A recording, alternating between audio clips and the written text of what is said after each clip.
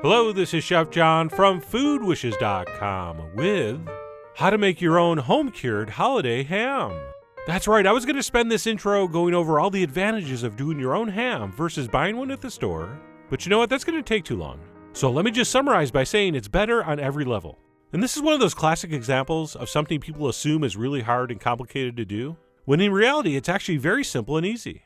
Assuming that is, you can get a hold of one fairly easy to find specialty ingredient, which we will get to in a second. But for now, let's get started with the brine. And what we're going to do is mix this up in the container we're going to actually brine the ham in. So we are going to need something big enough to fit in the meat and this mixture. And then into this we'll dump our brine ingredients, which starts with a whole bunch of kosher salt. And yes, we need that much. We're also going to add some brown sugar, as well as some spices. And I'm going to cheat and add a package of pickling spice, which has bay leaf, black pepper, mustard seeds, coriander, clove, as well as some other ham-friendly herbs and spices. And then last but not least, the specialty ingredient I mentioned earlier, some pink salt. Ooh, check it out. And no, this is not Himalayan pink salt. This is a curing salt that contains sodium nitrite. And this really is one of the keys to the whole ham-making process. And don't worry, I'm going to give you a lot more info about that on the blog post, since there are a few different kinds and it goes by many different names. But anyway, what we're going to do next is bring a couple quarts of water to a boil and pour that over our ingredients to dissolve them. So we'll dump that in, we'll give it a stir, and then once that's been accomplished, what we'll do is add 1 gallon of fresh cold water, which is going to do two things. It's going to cool this mixture down, because we don't want to use this until it's room temp, and it's also more importantly going to give us the right proportion of water to salt.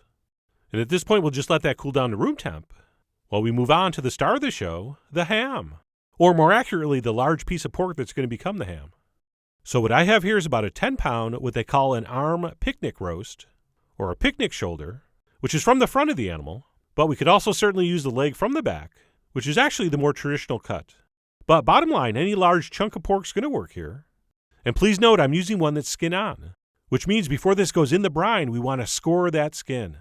And all that means is to take a sharp knife and cut through that skin into the fat, but not into the meat. And I'm going to do that about 1 inch apart all the way across. And then I'll turn that and go the other way to get that sort of classic diamond pattern. And by the way, I usually do these without the skin, but since our last holiday ham video featured a skinless version, I thought I'd do this with skin to show you a slightly different technique. And please don't feel like you have to do yours as perfectly as I did. I've been scoring for like 30 years, so I'm pretty good at it.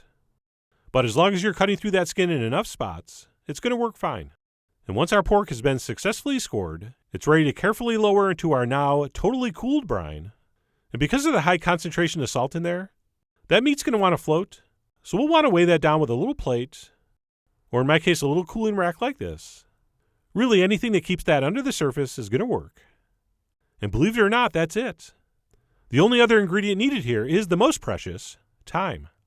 So what we want to do here is let this brine, in the refrigerator of course, for 1 day per every 2 pounds of meat.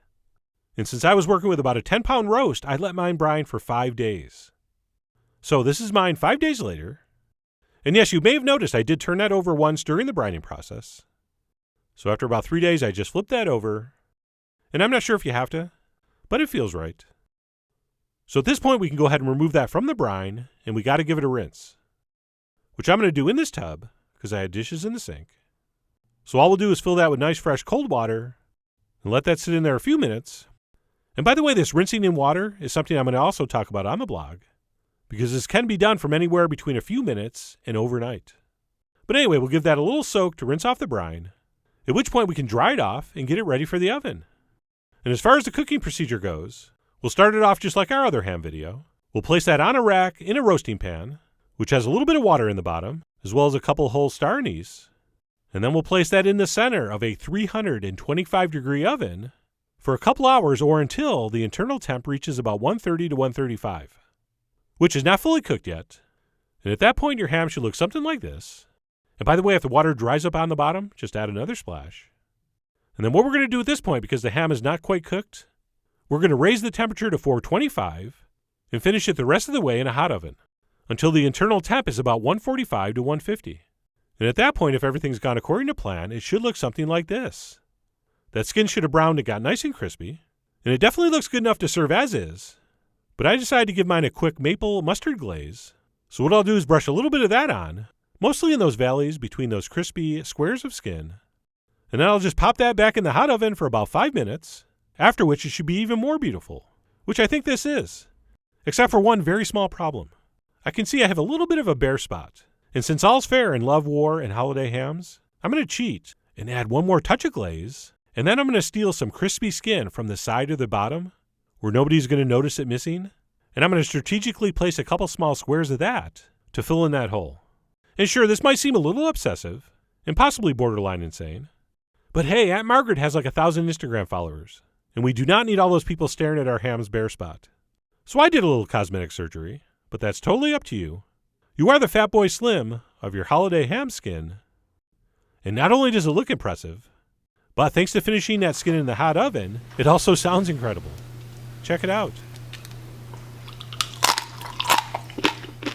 Oh man, is that good. And it is tempting to say that's the best part, but that beautiful meat underneath was just as good. So let me slice a little bit so you can see what we got going on here.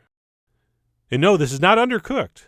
That pink color is from that curing salt we used, which also helps give this its unique flavor and beautiful firm texture. And look how moist and juicy that is. This really was amazing. In fact, it was so good I didn't even bother making any side dishes. I just enjoyed my ham on a bare plate with a little extra of my maple mustard glaze on there, which yes, I'll tell you how to do on the blog. So let me go in here for the final official taste. And sure, if it's possible, you should try to smoke this. But even just baked in the oven, it's still magnificent. In fact, as a little visual illustration regarding how much I enjoyed this, keep your eye on that little strip of crispy skin as I take this last bite in slow-mo. Oh yeah, that pretty much sums up how I feel about this. So anyway, that's it. How to make your own home-cured holiday ham.